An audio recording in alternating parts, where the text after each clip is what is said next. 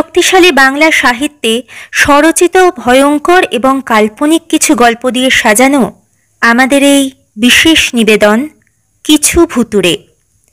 প্রধান চরিত্রের ক্ষেত্রে আমরা পেয়ে গেছি শ্রদ্ধাঞ্জলি তোমায় চ্যানেল থেকে অভিরূপ দাসকে। বিভিন্ন ধরনের গল্প ও কবিতা শুনতে এই চ্যানেলে আসতে পারেন। ট্যুরিস্ট গাইড চ্যানেল থেকে অভিষেক মণ্ডলকে বিভিন্ন ধরনের ভ্রমণের ভিডিও দেখতে আসতে পারেন এই চ্যানেলে। আজ আপনারা শুনবেন ধর্মশালার সর্দারজি।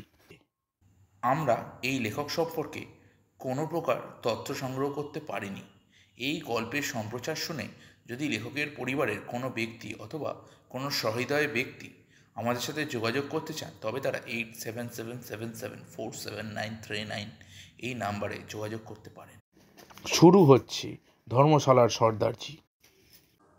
সেবার ঘোষ পেশারের কল্যাণে ঘুরতে ঘুরতে চলে এসেছি আমরা ধর্মশালায়। জ্বালামুখী ক্যাংরা ভ্যালি এবং দালাই লামার বাসস্থান দেখে অনেক দিনের সুপ্ত বাসনা পূরণ হবার জন্য মনে মনে যখন বেশ উত্তেজিত হয়ে আছি, সেই সময় হঠাৎ হয়ে গেল এক সর্দারজির সাথে মোলাকাত। সিমলা থেকে মানালি কুলু ঘুরে চলে এসেছি এই শৈলনগরী ধর্মশালায়। হিমালয় সংলগ্ন পাহাড়ি শহরের প্রাকৃতিক দৃশ্যে মুগ্ধ হয়ে গুনগুন করে প্রায় সকলেই গাইছি, কোথায় আমার হারিয়ে যাওয়ার নেই মানা মনে মনে। আমার ঘরটা আবার পাহাড়ের গায়ে পুরনো কাঠের বাড়ি। সামনে দিগন্ত বিস্তৃত পাহাড়ি উপত্যকায়, পূর্বে উত্তুঙ্গু পাহাড়ের চূড়া, পশ্চিমে গহন খাদ, উত্তরে রাস্তা ও বাজার। ছবির মতো দেখাচ্ছে সামনের দৃশ্য। বেজায় খুশি। সামনে লন, সেখানে বসে গল্পগুজবের অখণ্ড অবকাশ ধুমায়িত চায়ের কাপে চুমুক দিতে দিতে। সবুজ লনের এক পাশে রয়েছে গোটা দুয়েক কমলা লেবুর গাছ। সবুজ রঙা লেবুতে ভর্তি হয়ে আছে গাছগুলো। বেশ লাগছে, হাতের কাছেই কমলা গাছগুলো। আমাদের সমতলের পাতিলেবু আর বাতাবি লেবুর মাঝামাঝি অবস্থা ওইসব কমলা গাছগুলোর।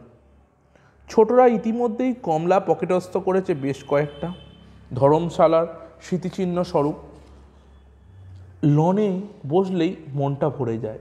ঢেউ খেলানো পাহাড়তলির মনোরম দৃশ্য দেখতে দেখতে কোথা দিয়ে যে সময় কেটে যাচ্ছে তা বোঝার উপায়ই নেই। মনে হচ্ছে সব কাজকর্ম ছেড়ে দিয়ে এখানেই বসে থাকি সারাটা দিন, সারাটা রাত। দেখতে দেখতে দুদিন হয়ে গেল।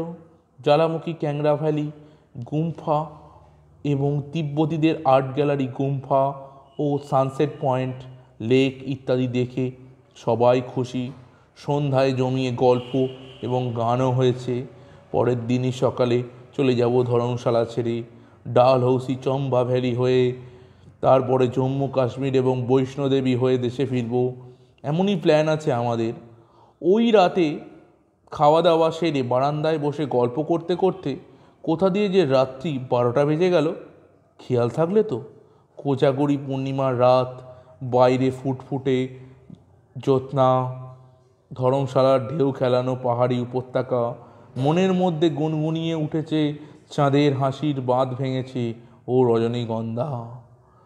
শুয়ে পড়লাম, কিন্তু ঘুম আসলো না কিছুতেই। উঠে পড়ি। বারান্দায় বসে সিগারেট ধরাই একটা। চাঁদের শোভা যে এত চিত্তাকর্ষক এবং মনোহর হয় তা এই ধর্মশালায় না এলে বোধহয় ঠিক উপলব্ধি করতে পারতাম না। সত্যি শরতের চাঁদ স্বল্পলিলি বটে। বসে বসে এই সব ভাবছি, এমন সময় নিঃশব্দে ওপর থেকে নেমে বারান্দায় পাশের চেয়ারে এসে বসলেন এক দীর্ঘদেহী পুরুষ। মাথায় পাগড়ি, সর্দারজি হবে, বোধহয় বেড়াতে এসেছেন। আমার মতন প্রকৃতি প্রেমিক হবেন বোধহয়, নইলে রাত 1টায় কেউ বারান্দায় এসে বসে। অক্টোবর মাস, শীত ভাব। উঠে শালটা নিয়ে আসি, গায়ে জড়িয়ে পান করতে থাকি প্রকৃতির রূপসুধা। ভদ্রলোক এগিয়ে এলেন আরও কাছে, তারপর মুখের দিকে চেয়ে প্রশ্ন করলেন, আপ কলকাতা সে আয়া? হ্যাঁ জি, উত্তর দিই আমি। দেশ ঘুমনে কে লিয়ে? জি হ্যাঁ। कैसे लगा धर्मशाला? बढ़िया प्लेस है धर्मशाला, सीनरी भी अच्छा और क्लाइमेट भी अच्छा। हाँ हाँ हाँ, अब तो सच बात बोला, इसलिए कि लिए कि हम धर्मशाला छोड़ के नहीं जा सकता। ज्वालामुखी, कैंगरा वैली, সানসেট পয়েন্ট অল আর ইউনিক। সর্দারজির হাসিতে খান খান হয়ে যায় রাতের আকাশ। ছটপট পাখা ঝাপটায় ছাদের কার্নিশে কি এক রাতচরা পাখি, পেঁচা টেঁচাই হবে বোধ হয়। দূরে কোথাও যেন ঘেউ ঘেউ উকড়ে আর্তনাদ করে উঠল একটা কুকুর। কেন কে জানে। দুজনে চুপচাপ অনেকক্ষণ ভাবে বিভোর। বোধ হয় সর্দারজিও আমারই মতন। হঠাৎ এক ফালি মেঘ ভেসে এলো, কোথা থেকে যেন ঢেকে গেল চাঁদ। কেমন একটা গ্রহণ গ্রহণ ভাব, যেন রাহু বুঝি গ্রাস করলো চাঁদকে। একটা অস্বস্তিকর ভাব এসে ঘিরে ধরল আমাকে। আবছা অন্ধকারে অস্বস্তি কাটাতে সর্দারজিকে প্রশ্ন করি, আপ কলকাতা সে জানতা হ্যায়? হ্যাঁ, हमारा एक भाई कोलकाता था, तब वह कहानी, विशाल कहानी। आप कितना साल धर्मशाला को जानता? धरिए 60 साल तक। हम फौजी है, बॉर्डर में चाइना सोल्जर को साथ लड़ाई किया। शाबाश सरदारजी, शाबाश। এগিয়ে দিই হাতটা করমর্দনের জন্য, সঙ্গে সঙ্গে করে টেনে নিই হাতটা। একটা কনকনে ঠান্ডার স্রোত বয়ে গেল হাতের মধ্যে দিয়ে, মেরুদণ্ডের মধ্যে। কি হলো বোসদা, কি হলো? পশ্চিমের ঘর থেকে বিজয় প্রশ্ন করে। ও কিছু না কিছু না বলতে বলতে উঠে দাঁড়াই, চেয়ে দেখি উঠে পড়েছে সেই সর্দারজিও। গুড নাইট সর্দারজি, গুড নাইট বলে যাই ঘরের দিকে। সঙ্গে সঙ্গে মনে হলো চাদর যেন টান পড়লো। পিছন ফিরে শুধু দেখতে পেলাম আমার কাশ্মীরি সাদা শালটা যেন ভাসতে ভাসতে উড়ে গেল চাঁদের দিকে। আর সেই সঙ্গেই ভেসে গেলেন সেই সর্দারজিও। তাড়াতাড়ি ঘরে ঢুকে আলো জ্বালি, দরজা বন্ধ করি ভালো করে। পরের দিন লজের মালিক হরবিন্দর সিংহকে জিজ্ঞাসা করি ওই সর্দারজির কথা। চেহারার বর্ণনা শুনে হরবিন্দর বললেন, এই লজের মালিক ছিলেন সুখবিন্দর সিংহ। চীন যুদ্ধে লড়েছিলেন, একটা হাত চলে গিয়েছিল যুদ্ধে। তারপর সেনাবাহিনী থেকে অবসর নিয়ে এখানেই থাকতেন।